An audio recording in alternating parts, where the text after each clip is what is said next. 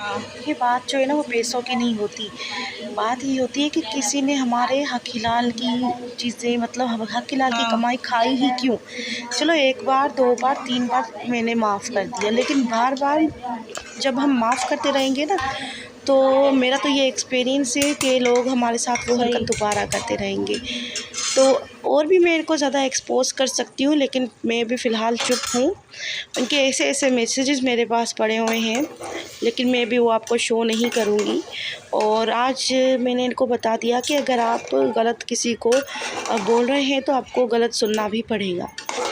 बात 200-300 की, 2000 3000 की नहीं है, बात है फ्रॉड की। फ्रॉड क्यों किया हमारे साथ। अस्सलाम वालेकुम, कैसे हैं आप सब। उम्मीद करती हूँ सब लोग खैर खैरियत से होंगे। तो जहाँ भी रहें, जो भी रहें, खुश और आबाद रहें।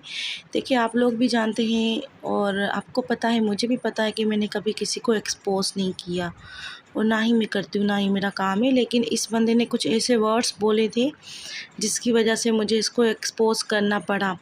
और इनकी एक ही शिकायत नहीं है, इनकी काफ़ी लोगों की शिकायत है इनसे। तो ये है वो बंदा जिसकी आप तस्वीर देख रहे, शक्ल से ही ये फ्रॉडिया लग रहा है।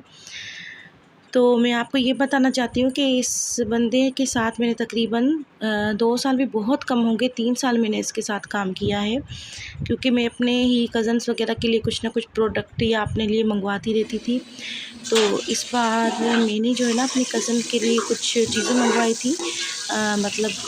मेरा कज़न है छोटा, उसके लिए, और मेरी कज़न है उसके लिए, उसकी ही सिस्टर है। तो यहाँ पे मैंने जो व्लॉग बनाया था थोड़ा सा वो भी ऐड कर लिया।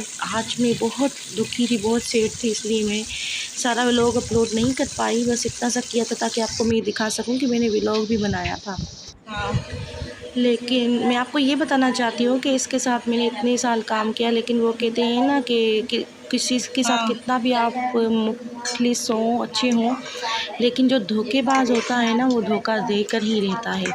तो ये वो फ्रॉडिया इंसान है, वो धोखेबाज है जिसने एक बार नहीं बार-बार हमारे साथ धोखा किया। लेकिन मैं चुप रहती थी। मैं चुप इसलिए रहती थी, कभी मैं कहती थी कोई बात नहीं, चलो कोई बात, कभी किसी चीज़ का कलर चेंज भेज दिया, कभी कोई चीज़ ना भी भेजी। इयररिंग्स वगैरह मैंने मंगवाए थे अपनी सिस्टर के लिए, इसने नहीं भेजे थे, ठीक है। लेकिन मैंने कभी इस धोखेबाज शख्स के साथ हिसाब किताब नहीं किया। आपको पता है, जब आप ऑनलाइन खुद शॉपिंग करते, कोई चीज़ नहीं आती तो आप फ़ौरन कैसे उनसे वो चीज़ दोबारा मंगवाते।